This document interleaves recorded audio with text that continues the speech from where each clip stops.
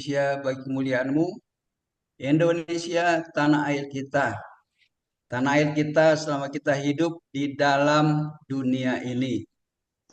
Apakah tanah air kita setelah kita meninggalkan dunia ini? Tentu ada suatu tempat gitu ya. Di mana kalau di Indonesia itu sudah merdeka, apakah kita sudah merdeka untuk masuk ke sana? Gitu kan? Ini menjadi pertanyaan bagi kita semua. Apakah kita sudah merdeka setelah kita mengenal firman? Sehingga kemerdekaan itu akan membawa kita masuk ke tanah air yang benar-benar sudah merdeka gitu. Di sana tidak ada tuntutan. Dan biarlah kiranya melalui firman pagi hari ini kita benar-benar merdeka. Merdeka itu membawa kita ke dalam suatu pertumbuhan sehingga pada akhirnya kita tidak tertolak setelah kita meninggalkan dunia ini. Baik Bapak Ibu sekalian, kita akan dengarkan firman Tuhan yang akan disampaikan oleh hambanya Bapak Wilson pribadi. Biar kiranya menjadi berkat bagi kita semua. Oke, silakan Pak Wilson. Shalom. Baik, terima kasih Shalom. Pak Swanda. Terima kasih rekan-rekan semuanya. Kita bertemu kembali dalam Zoom, walaupun dalam suasana ada acara kemerdekaan. Yes, biarlah kita pun juga sempat untuk merenungkan yang lebih lagi dari firman Tuhan. Kita sama-sama bersyukur, berterima kasih atas semua anugerah kebaikan Tuhan ya. Baik, izinkan saya untuk sharing. Terima kasih Bapak Ibu, belum ada ibunya ya. Dalam kasih Kristus, sungguh luar biasa apa yang kita renungkan kembali, firman demi firman yang kita cerna dengan baik. Pas kebetulan di dalam konteks kemerdekaan ini, saya mengambil apa sesungguhnya yang paling basic yang boleh kita miliki, yang boleh kita artikan. Terkutip tidak lain, yaitu dari Roma 8 ayat yang pertama. Sekarang itu tidak ada lagi penghukuman bagi mereka yang ada dalam Kristus Yesus. Wow, kata-kata dalam Kristus Yesus suka-suka kita terlewatkan, melewatkan begitu saja. Mungkin minggu yang lalu sudah di-sharingkan oleh Pak Dudi, yaitu dalam Kristus, di dalam original word-nya itu adalah N. N itu bukan sesuatu hanya in out, tetapi itu sudah di dalam satu kandungan, sudah di dalam satu ranah, di dalam satu bentuk, di dalam satu perkokohan, di dalam arti rohani yang sungguh berada semuanya keberadaan kita, yaitu tidak lain dalam Kristus Yesus. Di dalam kondisi inilah, roh yang memberikan hidup ini memerdekakan kita di dalam Kristus ini semuanya. Nah, oleh pemberian karunia, kasih karunia roh inilah kita terlepaskan, terbebaskan, yang dikatakan ini telah memerdekakan kita sesungguhnya, bukan memerdekakan dalam arti dunia politik, dunia penjajahan, dunia itu yang secara fisik, tetapi ini lebih daripada itu, memerdekakan kita dari jeratan semua hukuman, dosa, dan bahkan maut, seperti apa yang tertera di sini. Semua ini adalah anugerah yang kita peroleh di dalam Yesus Kristus Tuhan. Kita menjangkau sungguh kekekalan demi kekekalan dalam Kristus yang Tuhan sudah sediakan, yang sudah anugerahkan kita. Inilah arti kemerdekaan yang sesungguhnya yang boleh kita terkutip di dalam ayat yang kita miliki ini. Sekali lagi, ini adalah arti dalam Kristus, yaitu mengandung arti rohani yang sungguh perlu kita renungkan dan perlu kita maknai dengan baik, karena hanya di dalam Kristus Yesus inilah kita memperoleh kemerdekaan yang sejati, yaitu tidak ada hukum dosa, tidak ada hukum maut lagi. Camkan dengan baik-baik, Bapak-bapak sekalian yang dalam Kristus Yesus itu tidak teragu-ragukan lagi. Bukan lagi ada hal-hal lain yang mungkin bisa sesaat begini, sesaat begitu, tidak. Tetapi anugerahnya ini sesungguhnya sudah memerdekakan, terlepaskan dari segala jeratan, hukuman, dosa, maut, apapun juga. Nah, inilah yang tertera di dalam ayat-ayat yang sudah kita ketahui semuanya, dan bahkan di dalam tidak tertera di sini 2 Korintus 3 ayat 17, Tuhan itu adalah roh. Di mana ada roh itu kita betul-betul merdeka. Nah, selalu merdeka yang dimaksud di dalam kitab suci ini tidak lain terkait di dalam makna kerohanian yang kita sudah tidak terikat di dalam segala ketentuan-ketentuan manusia, tetapi sungguh kita dimerdekakan karena Kristus Yesus Tuhan itu sudah berada di dalam tengah-tengah hidup kita, dan sesungguhnya itulah anugerah yang terbesar karena semuanya ini kita diberikan sukacita, damai sejahtera, kebenaran firman Tuhan yang sudah betul-betul ada bersatu di tengah-tengah hidup kita semua. Nah, inilah arti sesungguhnya apa yang dimerdekakan oleh Kristus itu. Namun di sisi lain, coba kita renungkan baik-baik. Suka-suka oleh karena ayat inilah orang mulai berpikir kalau sudah merdeka, ya oke lah, baik untuk kita berbuat ini, berbuat itu, dan sesungguhnya dan ini semua pun sudah kita ada dalam Kristus. Saya tetap percaya Kristus, saya tetap percaya kepada Dia, dan itulah perbuatan kemerdekaan yang boleh saya lakukan ini itu. Nah, dari segi itulah Paulus menguraikan di dalam Galatia 5 ayat 13 yang mengatakan, memang kamu telah dipanggil untuk merdeka. Ini dalam bentuk dipanggil adalah awal-awal dari pertumbuhan rohani kita untuk jenjang di dalam apa yang perlu kita lalui ini untuk merdeka. Tetapi janganlah kamu mempergunakannya kemerdekaan sebagai kesempatan untuk kehidupan dalam dosa. Wow, inilah sekali lagi yang perlu kita artikan dengan jelas. Inggrisnya mengatakan begini, opportunity to indulge your flesh. Nah, kata-kata inilah memperjelas yang diartikan merdeka seperti tadi di dalam Roma itu sudah mengutarakan adalah di dalam roh yang memberikan kehidupan itulah kita sungguh sudah merdeka dari apa? Hukuman-hukuman dosa, hukuman maut, itu semua ranah-ranah rohani yang telah kita miliki, dan dari sisi itulah jangan lagi diartikan yang lebih daripada itu, yaitu mempergunakan kemerdekaan secara fisik, secara jasmani, yang suka kalau kita tidak mendalami, kalau kita mungkin belum untuk ingin mengenal firman yang lebih baik lagi, yaitu diartikan semuanya ini adalah secara jasmania, tidak dibedakan lagi ranah rohani, jasmania ini perbedaan di mana, dan inilah yang disebutkan sebagai kesempatan kehidupan di dalam dosa ini. Padahal ini semua adalah yang dimaksud kemerdekaan yang dimiliki ini adalah arti rohani sesungguhnya, bukan menyentuh di dalam kebebasan secara jasmania yang boleh lakukan ini itu immoral ataupun juga dengan semua kejahatan ini itu, karena itu semuanya lah yang sesungguhnya banyak mengartikannya ini kemerdekaan yang sudah diperoleh ini. Nah, di sini katakan melainkan layanilah seorang dan yang lain oleh kasih. Nah, inilah pergunaan apa yang kita wujudkan, ekspresikan, yaitu kasihnya, kemerdekaan yang telah Tuhan berikan kepada kita diwujudkan dalam melayani oleh kasih satu dengan yang lain.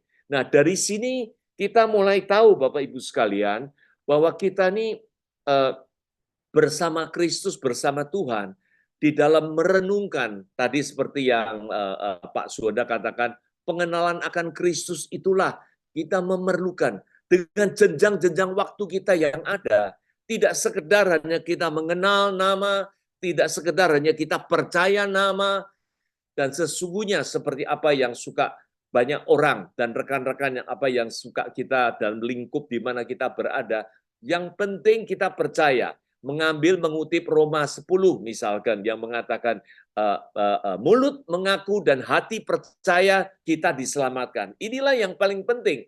Tetapi sesungguhnya dalam konteks apa yang Roma 10 dikatakan, itulah masa-masa apa? Transisi bagi orang-orang Yahudi. yang menggumuli dalam hukum Taurat itu bagaimana Paulus ingin mengkonvert mereka ke dalam percaya dengan iman, yaitu tidak sejauh-jauh mana, yaitu ada di dalam pengakuan mulut maupun di dalam kepercayaan dalam hati. Nah, inilah dalam konteks hal itulah ayat itu ditulis. Sebetulnya, sesungguhnya lanjutan dari itulah yang seperti apa yang banyak firman Tuhan yang perlu kita renungkan bersama-sama. Tidak lagi kita statis, hanya berputar-putar di dalam ranah yang sama itu saja. Nah, coba kita sama-sama simak, kita sama-sama pelajari. 2 Petrus 3 ayat 18, ini mungkin juga pernah saya utarakan juga. Ini adalah ayat terakhir dari 2 surat Petrus yang akhirnya mengutarakannya sebagai, ya kalau saya boleh katakan, konklusi dari apa suratan Petrus yang tertera di dalam kitab suci itu, yang mengatakan bertumbuhlah dalam kasih karunia.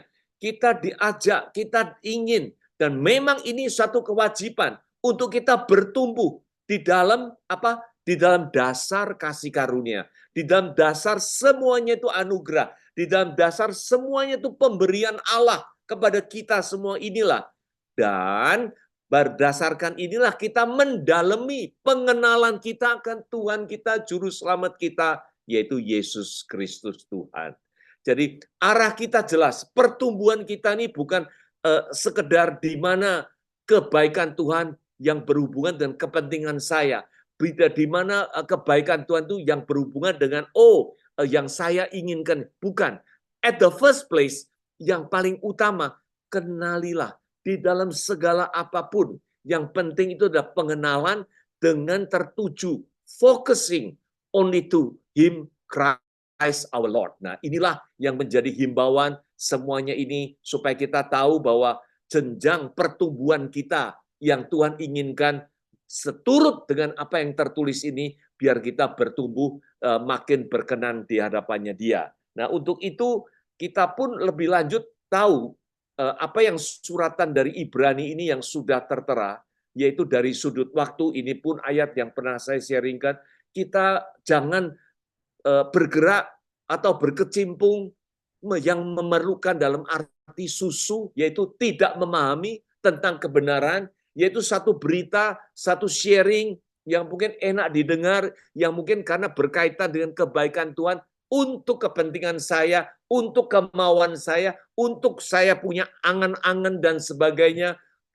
Bukankah hal itulah yang sesungguhnya yang diartikan dalam hal ini? Janganlah kita stay di dalam ranah-ranah memerlukan susu ini, tetapi yaitu makanan keras, yaitu bagi orang-orang dewasa.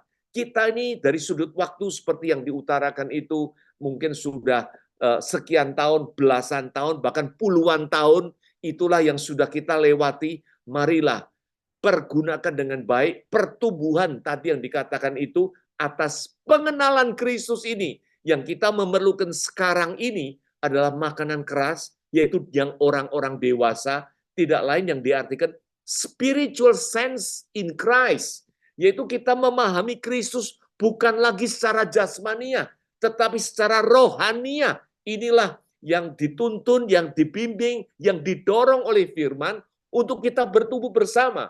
Maka itu ayat selanjutnya mengatakan, now, sekarang ini, yaitu tertulis ayat ini 2000 tahun yang lalu, sampai sekarang inilah ongoing secara berkesinambungan, dan oleh karena firman itu adalah tidak kekal, dan selalu inilah yang menjadi acuan, yang menjadi dorongan, yang menjadi tuntunan bagi kita semua. Now is the time for us to progress. Yaitu artinya apa? Inilah waktu sekarang ini, yaitu bagi kita masing-masing beda tentunya, tetapi sudah tidak bisa ditunda-tunda lagi, istilahnya begitu, untuk masuk ke dalam kesempurnaannya itu.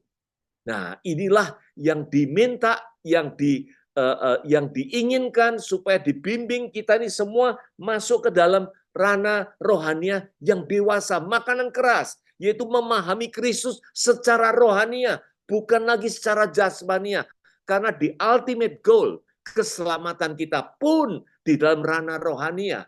Maka itu beranjak dari situ, biarlah kita mempertumbuhkan pengenalan kita yang baik dan yang sungguh berkenan di hadapan Tuhan. Saya lihat banyak seperti apa kegiatan kita yang tiap-tiap hari kita lakukan, tercermin apa yang Paulus katakan, yang ditulis di dalam 1 Korintus 9 ini, inilah kegiatan Paulus yang lakukan juga banyak rekan-rekan kita semua yang sedang dan terus melakukan di dalam ranah, di dalam dasar apa yang tertera di sini. Tidak lain yaitu bagi orang Yahudi, Paulus bilang, aku menjadi seperti orang Yahudi, supaya aku dapat memenangkan mereka yang hidup di bawah hukum Taurat. Jadi supaya kita ini melayani mereka. Artinya Paulus begitu, mau melayani mereka. Mengkorbankan waktu, mengkorbankan dengan segala sharing yang baik untuk memenangkan mereka. Bagi orang yang tidak di bawah hukum Taurat, aku pun seperti orang yang tidak dihukum Taurat. Artinya supaya kita pendekatan yang baik, supaya kita pun juga tidak membawa satu konflik atau satu situasi yang terus akhirnya tertutuplah pintu Injil untuk diberitakan dengan baik. Karena apa? Sikap kita, mungkin cara kita, pendekatan kita yang tidak berkenan bagi mereka. Nah, inilah hikmat yang Tuhan berikan. Paulus pun mengatakan demikian. Namun ada satu hal yang penting dalam hal ini. Walaupun melakukan hal ini, bahkan ini mungkin hari lepas hari, tiap hari, bagi kita yang aktif-aktif di mana di ranah di luar, di pekerjaan maupun di ladang, dimanapun, inilah cermin apa yang sering kita lakukan, seperti apa yang Paulus tuliskan di dalam hal ini. Nah, pegangan Paulus yang penting di dalam ayat ini tidak lain, karena aku hidup di bawah hukum Kristus untuk memenangkan mereka. Jadi dengan inilah satu ranah, satu poin yang penting, bahwa aku hidup di bawah hukum Kristus. Aku hidup ini tunduk di bawah hukum Kristus. Nah, disinilah perlu kita renungkan apa yang dijabarkan, yang perlu kita ketahui, karena tidak terlepas konteks untuk mendekatkan orang lain, untuk memenangkan Kristus, tetapi diri kita sendiri tetap berkekeh dan harus solid bahwa kita ada di bawah hukum Kristus itu. Nah, coba mari kita simak bersama-sama. Antara lain kalau bicara soal hukum Kristus itu adalah hukum yang Kristus katakan, yang letakkan sebagai dasar yang penting untuk kita lewati, untuk kita bersama-sama bertumbuh itu. Nah, tidak lain terkutip dalam Matius 16. Inilah Tuhan selalu menginginkan kita apa? Bukan sekedar menjadi pengikut, tetapi adalah muridnya Dia. Nah, murid di sini kaitannya adalah kalau engkau mengikut aku, kita harus menyangkal diri, memikul salibnya. Salib di sini dikatakan ini bukan salibnya Kristus, salibnya kita sendiri. Artinya kita pun ikut mematikan diri kita, menyangkal diri kita. Denying ourselves, bukan di dalam segala hal waktu kita menyampaikan ini adalah tidak lain terkonek, yaitu selalu melekat dengan apa? Kebaikan kita, apa yang setelah kita berhasil, apa yang telah kita mencapai. Tidak, ini semua dikatakan kalau mengikut aku menjadi murid Kristus harus menyangkal diri. Wow, ayat ini sungguh menegur saya. Sehingga banyak hal sekarang saya perlu renungkan kalau kemana-mana, sejauh mungkin soal aku inilah dihindari. Selalu kita menjunjung, selalu kita menjabarkan, menyampaikan, yaitu murni, pure, only in Christ. Itulah yang seperti Tuhan yang katakan, memikul salibnya, mematikan diri kita untuk mengikut Kristus. Ayat selanjutnya mengatakan, kalau barang siapa menyelamatkan nyawanya, yaitu arti jabaran ayat ini yang sesungguhnya, kalau kita nyawa itu adalah soul, nyawa itu adalah pikiran, mindset kita ini. Kalau menyelamatkan itu artinya apa? Mengutamakan diri kita, memprotek kita yang terlebih dahulu, berhitung-hitungan dulu untuk semua melakukan ini itu, kita pun akan kehilangan diri kita sendiri, yaitu di dalam jiwa, roh kita ini kita akan kehilangan. Tetapi barang siapa kehilangan nyawanya, tidak menghiraukan istilahnya, tidak mengutamakan kepentingan kita, tidak selalu tuh pikiran adalah pikiran yang kepentingan kita yang didahulukan, kita bahkan akan memperolehnya. Wow, inilah hukum-hukum yang Kristus jabarkan, yang Kristus letakkan supaya kita pahami, supaya kita mengetahui beda dengan apa yang pada umumnya yang kita pikirkan. Nah, inilah camkan sebagai dasar yang baik. Lebih daripada itu pun di dalam Matius 10 ayat 37 mengatakan, mengasihi bapak ibunya lebih daripada Kristus, itu tidak layak bagi Kristus. Bapak-bapak, ibu-ibu dalam kasih Kristus. Ini ayat sempat di dalam medsos cukup ramai. Yang seberangan sana mengatakan, nah coba lihat, inilah dalam Kristus ini sungguh membawa suasana pemberontakan, suasana yang sungguh akan membawa semuanya ranah-ranah yang tidak damai, dan bahkan ujung-ujungnya bisa masalah besar. Sebetulnya kalau kita inilah anak-anak Tuhan sebagai murid yang dikatakan itu, coba kita pikirkan baik. Tidak lain tadi yang dikatakan, bahwa di dalam ranah rohani inilah semua ucapan Kristus yang diberitakan. Kristus sendiri mengatakan, perkataanku ini roh dan hidup. Makanya yang direnungkan di sini, mengasihi itu artinya mindset kita, yang kita utamakan, pengenalan kita dalam Kristus yang kita utamakan, bukan soal Bapak, Ibu yang melebihi dari Kristus. Ini tidak lain begitu. Tetapi tindakan, ekspresi, hubungan kita, justru karena kita mengenal Kristus lebih, maka itu kita boleh menyatakan, ekspresikan semua tindakan ini kepada ibu, bapak, saudara, anak, semuanya lebih baik daripada apa yang pada umumnya kita boleh ketahui. Karena oleh apa? Sumber kasih Kristus yang jauh lebih besar dari apa yang boleh kita bayangkan itu. Nah, inilah dasar-dasar dari hukum Kristus yang utama yang Tuhan nyatakan. Bukan saja dalam Matius, dalam Lukas, di dalam Markus, semuanya tertera hal yang sama yang menjadi lay down the foundation, yaitu dasar yang baik untuk kita betul-betul mengikut Kristus, menjadi murid, dan bahkan bertumbuh menjadi mempelai, dan selanjutnya. Nah, inilah semuanya yang perlu kita renungkan baik-baik sebagai apa yang Paulus tadi katakan, sewaktu kita berkegiatan untuk menginjili, mengikuti apa gaya hidup mereka ini, tetapi jangan lupa, kita tetap memegang dengan baik, tunduk di bawah hukum Kristus itu, yaitu semuanya inilah yang tertera, yang boleh kita renungkan dengan baik-baik. Hal yang lain mungkin boleh kita highlight juga di dalam Lukas, bahkan mengatakan gini, tiap-tiap orang di antara kamu yang tidak melepaskan dirinya dari segala miliknya. Wow, again, ini jangan disalahartikan secara jasmania. Yang diartikan tidak lain, semua perkataan Kristus ini, yaitu merujuk kepada dasar rohaniah yang baik. Yaitu apa yang kita boleh miliki secara rohaniah, tidak lain our mindset, our knowledge, our judgment, our penilaian ini, penilaian itu. Mungkin kita dibawa ke dalam ranah-ranah duniawi. Mungkin karena kita lingkungan tiap harinya itu berkecimpung dengan semua di dalam tengah-tengah apa yang dunia yang kita boleh lihat, apalagi medsos sekarang ini yang begitu hebat, itu terbawa kita semua ke dalam hal-hal seperti apa penilaian dunia itu.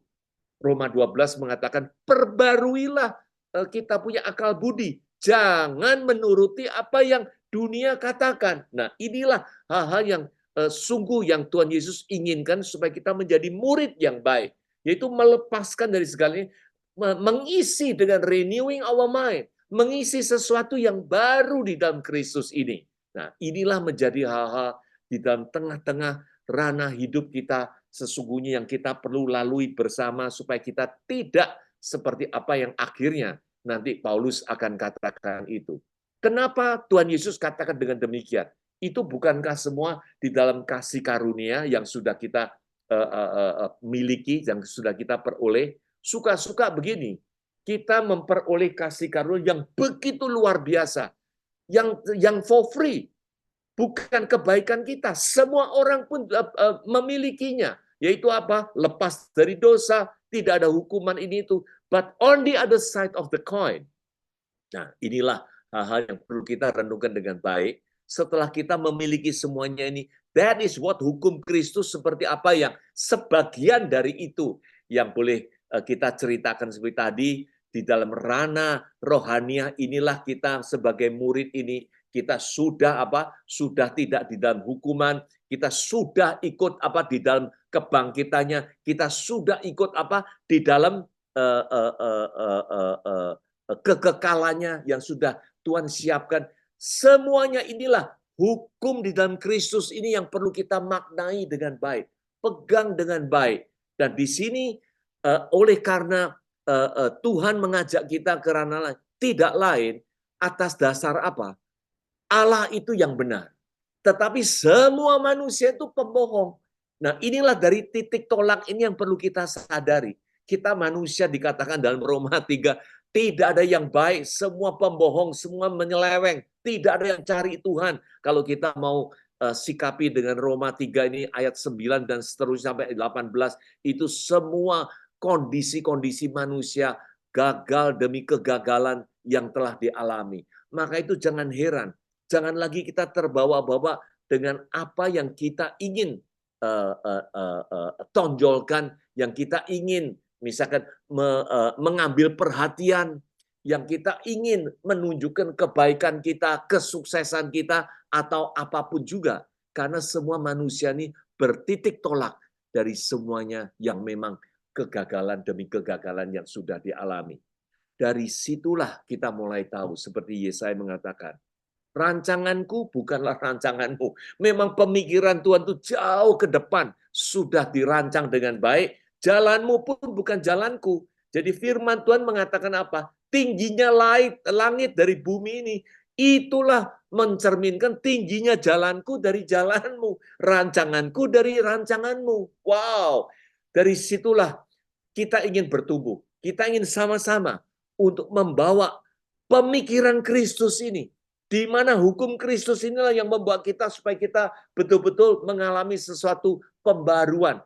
Dan tiap hari dan lepas hari, supaya kita tahu semuanya apa yang sungguh Tuhan inginkan kita semuanya itu. Nah, dari situlah lebih lanjut, penilaian Tuhan pun juga kita perlu renungkan dengan baik, tidak lain, apa yang dianggap Tuhan itu baik, yaitu dari segi pokok anggur ini. Tuhan Yesus itu adalah pokok anggurnya itu. Kita ini ranting-ranting, kalau Inggris word-nya itu adalah bear the fruit, yaitu apa? Menyangga buahnya. Kita menjadi pembawa buahnya itu. Tetapi semuanya, nutrisinya apa? Itulah semua dari pokok anggur itu, yaitu Sang Kristus itu sendiri. Maka itu inilah sewaktu kita melekat dengan baik, artinya yaitu tinggal di dalam Kristus, Kristus tinggal di dalam kita semuanya, kita ini akan berbuah banyak. Why berbuah banyak? Seperti apa yang di ayat lain yang sudah sering kita katakan, karena kita dengan semua benih yang ditaburkannya ini, yaitu firman-Nya itu, kita mengerti. Mengerti at the first place adalah berbuah. Itulah dari Matius 13. It's not our deed. Bukan kelakuan kita, bukan kebolehan kita, bukan. Tetapi at the first place, tangkaplah pemahaman. Tangkaplah pengenalannya ini dulu. Nah, itulah then we say to produce the fruits, menghasilkan buah itu. Seperti Matius 13 yang mengatakan 100 kali, 60, 30 kali, depend on each individual, doesn't mind. Yang penting dari situ kita tahu, sungguh kita perlu bertumbuh untuk mengenal Dia lebih dan lebih. Nah, disinilah dikatakan, kalau kita melekat dengan pokok anggur yang baik, kita pasti akan berbuah banyak. Ya kan? Dan bahkan dikatakan apa? Di luar aku, kita tidak dapat berbuat apa-apa.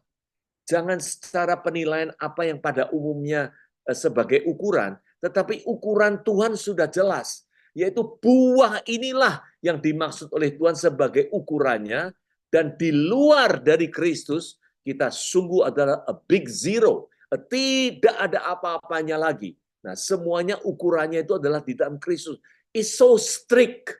Inilah hukum Kristus yang sungguh sangat ketat, yang menginginkan setiap kita bertumbuh ada di dalam Dia.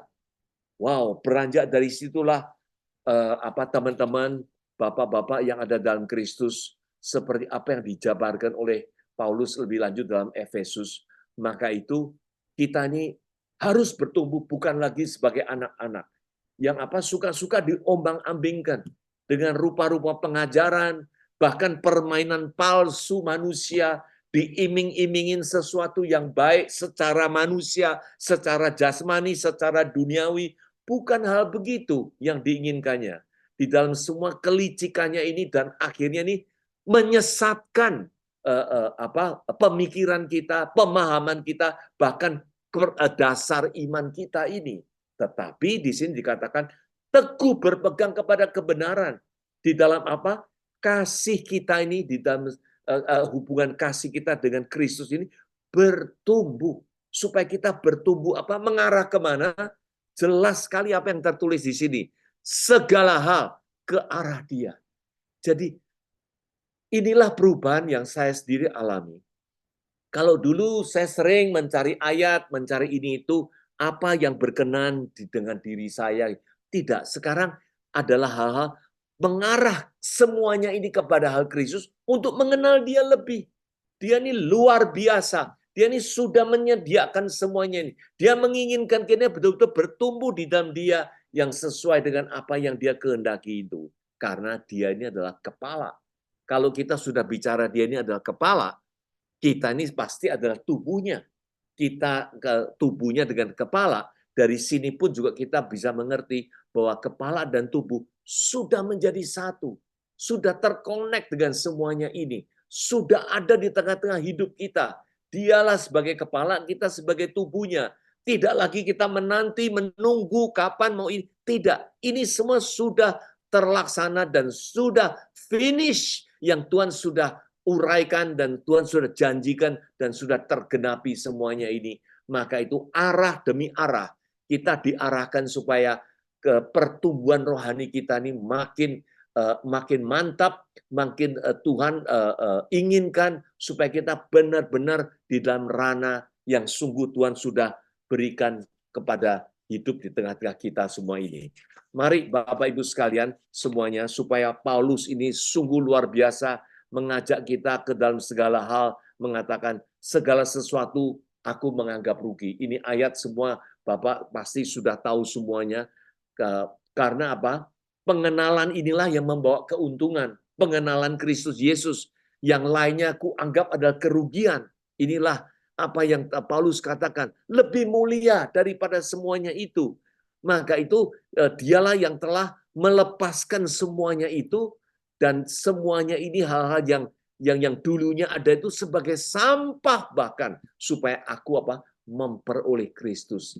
Chase after Christ, terus untuk mengejar memperoleh Kristus supaya inilah menjadi ranah pertumbuhan kita hari lepas hari di bawah hukum Kristus. Inilah yang dimaksud supaya kita bertumbuh senantiasa untuk bertumbuh di dalam Kristus seperti apa ajakan Paulus di tengah-tengah hidup setiap kita semua. Wow, Kolose 3 pun juga mengatakan, biarlah kita mengenakan manusia yang baru. Karena tadi dikatakan, kita ini, rancangan jalan kita ini beda dengan rancangan jalan Tuhan. Makanya kita ini, oleh karena kebangkitannya itu seperti 1 Petrus mengatakan, kita sudah dikaruniakan kelahiran kembali kita. Dari apa? Dari roh. Dari roh dan api itu. Supaya kita ini dikaruniakan rohnya, Roh Kudus ini untuk kita masuk ke dalam kekekalannya itu. Nah, dari situ inilah kita sudah diperbarui menjadi manusia yang baru dan terus-menerus diperbarui dan diperbarui. Saya baru pun juga menyimak seperti ayat demi ayat yang mengatakan kalau garamnya itu sudah tidak asin lagi, apa gunanya? Apa yang diartikan ini? Secara natural, chemical point of view, garam itu tidak mungkin tidak asin. Garam itu by nature itu pasti asin.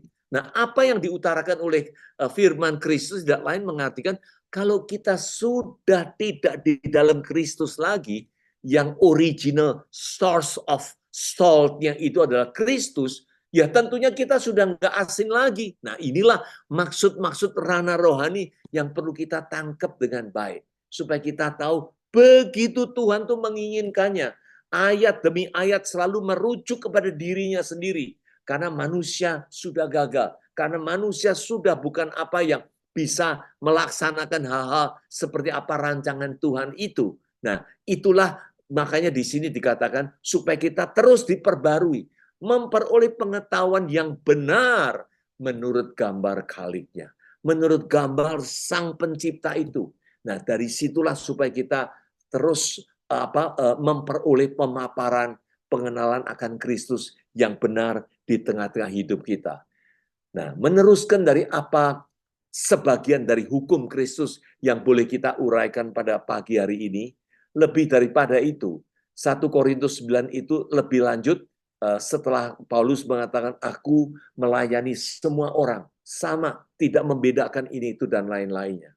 Nah, dari situlah sewaktu tunduk di bawah hukum Kristus itu, Paulus mengatakan kita larinya sekarang sudah bukan tanpa tujuan lagi. Seperti petinju bukan sembarangan memukul untuk udara yang kosong, bukan begitu. Jadi inilah apa yang Paulus utarakan di dalam 1 Korintus itu, supaya kita memegang, memahami, bertumbuh di dalam ranah hukum Kristus ini yang bertambah dan bertambah. Lari kita pasti dengan tujuan yang tepat. Lari kita pasti dengan tujuan, dan akhirnya kita akan memperoleh apa? Seperti pertandingan yang dikatakan oleh Paulus, kita akan menang dan akan memperoleh medalnya itu. Nah, itulah dikatakan lebih lanjut, aku melatih tubuhku, biarlah kita senantiasa melatih diri ini. Inilah tuntutan supaya kita betul-betul tiap hari melatih tubuh kita ini menguasai seluruhnya. Nah, ini arti sesungguhnya dari ini dikatakan, subdue my body, metaphor of placing the desire of one's body a second place to the Holy Spirit. Artinya yaitu gini, jadi kita menundukkan body jasmani kita ini, menempatkannya sebagai yang bukan utama, tetapi yaitu yang kedua di dalam hari ini, artinya itu yang mengutamakan adalah pimpinan roh itu. Pimpinan Roh Kudus itulah yang lebih utama. Bukan secara fisik body ini yang saya lakukan. Apa? Yaitu tadi seperti ayat sebelumnya, mengabarkan Injil, mendekatkan kepada orang yang yang mengikuti hukum Taurat, berkumpul dengan orang yang di luar hukum Taurat, mengabarkan Injil untuk memenangkan semua kegiatan-kegiatan. Ini dia melatih tubuhnya, tetapi tetap di bawah untuk tunduk di dalam pimpinan roh. Karena semuanya ini adalah pemahaman rohania yang mengutamakan semuanya ini. Supaya apa? Dikatakan, setelah memberitakan Injil kepada orang lain, jangan aku sendiri ditolak. Bapak, Ibu sekalian yang dikasihi oleh Tuhan, yaitu pemahaman ini penting sekali. Biarlah jangan senantiasa kalau kegiatan kita sudah seolah-olah baik kelihatannya, kegiatan kesibukan mengabarkan Injil sana sini, that is fine. Tetapi jangan lupa di dalam 1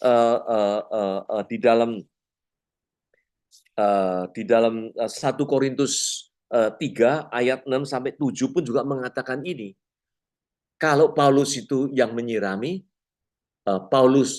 kalau Paulus itu menabur, Apolos yang menyirami, tetapi Tuhan yang mempertumbuhkannya.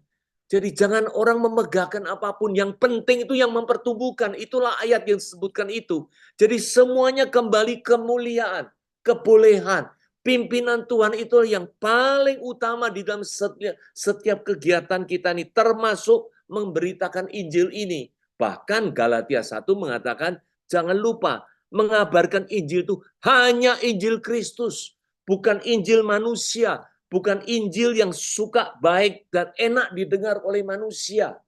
Nah, inilah hal-hal yang sadar, tidak sadar, mungkin membawa ranah kita ke dalam jalan yang sungguh tidak berkenan di rancangan Tuhan itu. Sekali berpaulus ini pun, yang begitu menjelajah ke sana sini. Bapak-bapak yang dikasihi Kristus masih mengatakan, jangan sampai aku sendiri ditolak oleh karena terlepas dari bagaimana mendasari hukum Kristus itu, bagaimana kita menundukkan diri jasmani kita kepada pimpinan roh ini, yang supaya kegiatan ini semua ini sungguh berkenan di hadapan Tuhan, supaya kita sungguh masuk ke dalam ranah pertumbuhan yang Tuhan inginkan untuk kita semua miliki. Nah, untuk itulah saya ingin mengajak setiap komponen yang ada, setiap komunitas dimanapun berada, biarlah bukan sekedar menjunjung nama tinggi Kristus Yesus Tuhan dan mengabarkan kabar baiknya itu, tetapi biarlah kita sendiri untuk berkekeh tumbuh di dalam hukum Kristus, untuk kita lebih mengerti apa yang firman Tuhan itu katakan. Semuanya tidak lain merujuk kepada kebolehan Kristus, bukan kebolehan manusia. Semuanya itu tidak lain adalah semua anugerah yang Tuhan berikan kepada kita semua. Maka itu di dalam ayat lain mengatakan, Tuhan tahu bahwa banyak orang melayani dengan bibirnya saja, tetapi hatinya sesungguhnya jauh dari Dia. Nah, ayat selanjutnya dikatakan di situ, yaitu tidak lain, karena apa? Mengikuti ajaran manusia, mengikuti perintah manusia. Ya, hal-hal tertentu ikut boleh saja, tetapi dalam dasar pemahaman kepada Sang Tuhan Kristus Yesus itu semuanya kembali hanya kepada firman, hanya kepada pengenalan akan Dia yang sungguh Dia inginkan supaya betul-betul memperoleh kebenaran yang sesungguhnya yang Tuhan inginkan itu. Ayat lain mengatakan bahkan pengajaran ataupun juga dengan sharing ataupun juga dengan perjalanan semua jenjang waktu, karena kita setelah kita terima Tuhan, jenjang waktu kita ini seperti tadi dikatakan bukan bertahun-tahun, puluhan tahun pun juga kita lalui, yang seperti Ibrani tadi mengatakan, biarlah kita bukan lagi makanan susu, minuman susu, tetapi makanan keras ini. Kita ini masuk ke dalam kesempurnaan Kristus yang kita perlukan. Dan bahkan di dalam ayat lain mengatakan, banyak orang mengikut Kristus ini tidak lain oleh karena perutnya. Perutnya ini sebagai Tuhannya.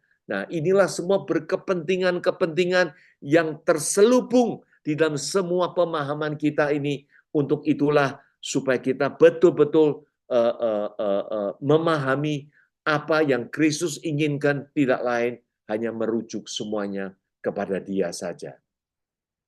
Dari situlah sewaktu kita menundukkan dari jasmania kita kepada pimpinan roh ini, Paulus dengan tegas mengatakan, hidupku ini bukan aku lagi, tetapi Kristus yang ada di dalam aku. Ini sungguh satu hal yang jelas sekali, bahwa kalau hidupnya Paulus ini pun sudah bukan dirinya, tetapi Kristus, bukankah sudah jelas sekali bahwa Kristus itu sudah ada di tengah-tengah kita.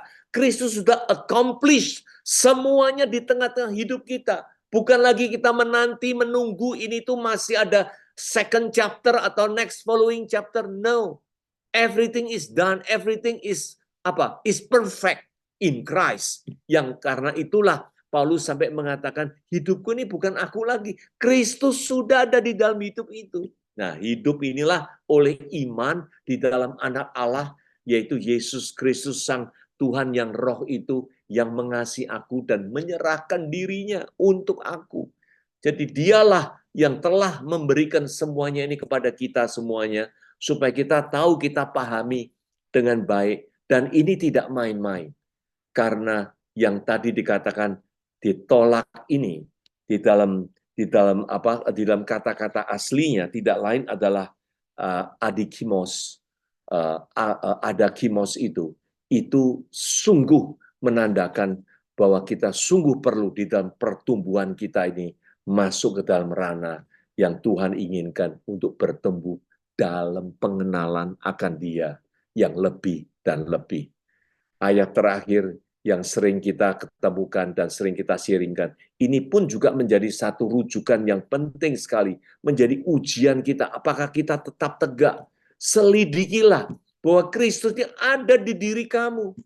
Tadi kalau sekali seperti Paulus yang mengabarkan Injil pun perlu benar-benar memegang hukum Kristus yang baik, untuk bodinya ini, tubuhnya ini yang jasmania ini tunduk kepada pimpinan roh itu.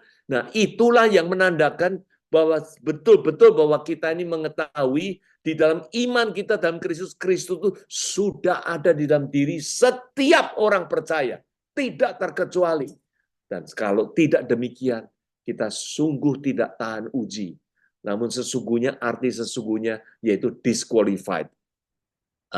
Ada kimos, itulah dua kali yang ditulis oleh Paulus, satu yang tadi di dalam 1 Korintus itu, yang kedua kali ada 2 Korintus ini, menekankan penekanan demi penekanan, supaya kita sungguh pegang baik-baik hukum Kristus yang ada berbagai segi ini. Dasar-dasar ini semua kita perlu miliki dengan kokoh, dengan baik, supaya seperti semuanya ini, kita tahan uji, kita tidak ditolak, kita tetap bertumbuh di dalam semuanya ranah yang Dia inginkan itu, supaya kita berbuah dalam pengertian. Dari situlah pasti akan mendorong kita ke dalam ekspresi, action kita, maupun tutur kata kita, tindakan kita, kelakuan kita, semua menuruti dari awal sumbernya, yaitu our own mindset. Kita punya jiwa inilah yang sungguh menjadi motorik untuk gerakan kita semuanya ini. Nah, jangan khawatir, Bapak Ibu semuanya yang ada dalam Kristus. Tuhan sungguh baik. Di dalam 2 Korintus 9 yang mengatakan, kalau Tuhan itu sudah menyediakan benih bagi penabur, yaitu bagi petani, untuk supaya dapat hasil untuk di dalam penuaiannya itu membuat roti untuk dimakan, apalagi kepada kita. Nah, Ia juga akan menyediakan benih, yaitu firman Kristus itu bagi kamu, bagi kita ini, orang-orang yang percaya ini. Dan melipat gandakannya dan menumbuhkannya buah-buah kebenaranmu. Wow, your righteousness is given by our Lord Jesus Christ. Dan pertanyaannya adalah, maukah, sadarkah, dan biarlah kita sungguh mengikuti ranah ini semua, supaya yang sudah disediakan benih ini menjadi dilipat gandakannya, menjadi bertumbuh makin besar, makin mengalami yang lebih baik di dalam buah-buah kebenaran yang Tuhan anugerahkan di tengah-tengah hidup kita. Puji Tuhan, Bapak, Ibu yang dikasihi dalam Kristus, jangan lalai, jangan pun juga patah semangat apapun kondisinya, yaitu yang penting di dalam hukum Kristus inilah kita beranjak, kita sungguh menebarkan semua kebaikannya, sungguh kita mengalami semua penjabarannya yang lebih-lebih lagi untuk satu arah, focusing kepada siapa? Kepada pengenalan Kristus Yesus itu. Supaya mengiringi aktivitas kita, mengabarkan kabar yang baik, yaitu mencerminkan aktivitas kita tiap hari, tetapi sewaktu kita memegang hukum Kristus yang baik ini, dan sungguh menundukkan body kita, jasmani kita, di dalam pimpinan rohnya ini, sungguh dimanapun kita tahan uji, oleh karena sungguh Kristus kita akui, kita kenal, dan kita sadari sudah ada di dalam hidup kita, dan sudah hadir di tengah-tengah kita, dan hal-hal yang lainnya di dalam firman Tuhan yang Tuhan sudah nyatakan di tengah kita. Puji Tuhan, biarlah hidup kita senantiasa berkemenangan oleh karena Kristus ada di dalam tengah-tengah kita semua. Puji Tuhan. Demikian sharing pada pagi hari ini. Thank you. Christ is in you, in me, and the hope of glory. Terima kasih. Thank you. Saya kembalikan ke Pak Suwanda. Iya, terima kasih Pak Wilson atas firman disampaikan. Baik Bapak Ibu sekalian, itu tadi firman disampaikan dengan tema merdeka, bertumbuh, dan tidak tertolak. Biar kiranya menjadi berkat bagi Bapak Ibu sekalian, dan untuk kita yang hadir pada pagi hari ini dan siang ini. Terima kasih sahabat-sahabat, sampai jumpa pada video berikutnya. God bless you all. Amen.